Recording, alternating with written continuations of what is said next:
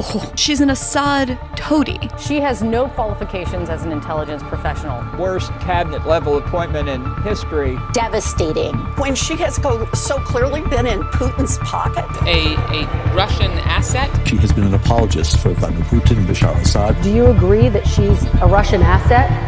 That cast of characters is the pro-war establishment that myself and my friends have been calling out for years. These same people are trying to tell me that Tulsi Gabbard's appointment to the cabinet is the greatest security threat to the country. That's funny, coming from people like former CIA Director John Brennan, or war hawk John Bolton, or even so-called progressives like Elizabeth Warren and AOC, all happen to be on the same page about Tulsi Gabbard.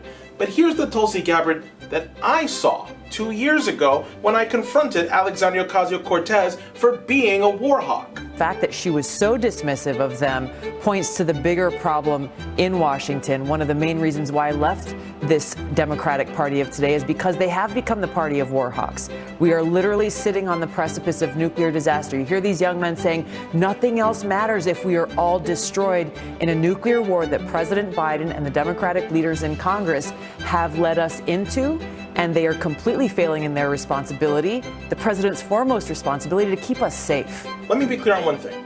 I'm not saying Tulsi Gabbard is a perfect person. I certainly do not agree with all of her positions, and I don't understand why she hangs out with the people that she does.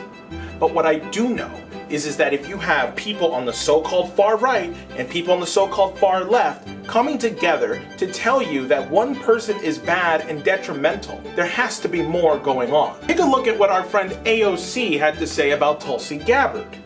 Tulsi Gabbard's nomination, as much as she says that she's an anti-war person, she's not.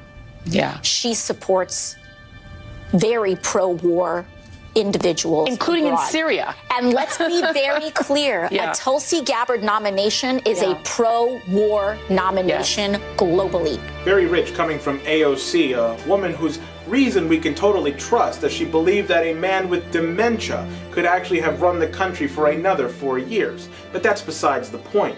Did you catch the other theme going on? Syria, Assad puppet, Assad toady. Why does she keep being called an Assad puppet? See, in 2013, there were claims in the mainstream media that Syrian President Bashar al-Assad used chemical weapons on his own people in Ghouta. And there is no doubt the Syrian regime is responsible for the decision to attack and for the attack itself. At the time, no one was allowed to question this narrative in the media or the government. But it's a perfectly reasonable question to ask, why would Assad gas his own people? Or more importantly, why does the United States and Great Britain want us to think he did? What was actually going on was the United States and Great Britain were setting the ground for an Iraq-style invasion of Syria in 2013. But thankfully, not a lot of people actually ate the story up. Tulsi Gabbard met with President Bashar al-Assad in 2017.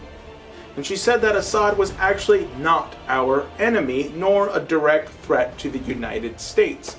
Assad is not the enemy of the United States because Syria does not pose a direct threat to the United States. Tulsi Gabbard was a congresswoman at the time, and yet the media came down on her like a hammer. Why? Because she was advocating against war with Syria.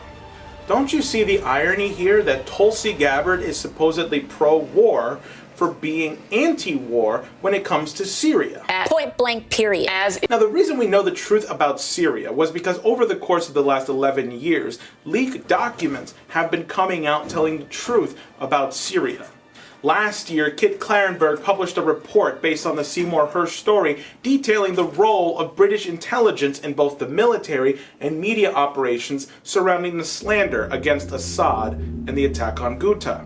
As President Biden authorizes the use of ATACMS missiles in the proxy war in Ukraine, President-elect Trump selects Gabbard to coordinate our nation's 18 intelligence agencies. Such a choice clearly challenges the failed policy of permanent and total war that has been the playbook of the United States, United Kingdom, and NATO since the collapse of the Soviet Union in 1991.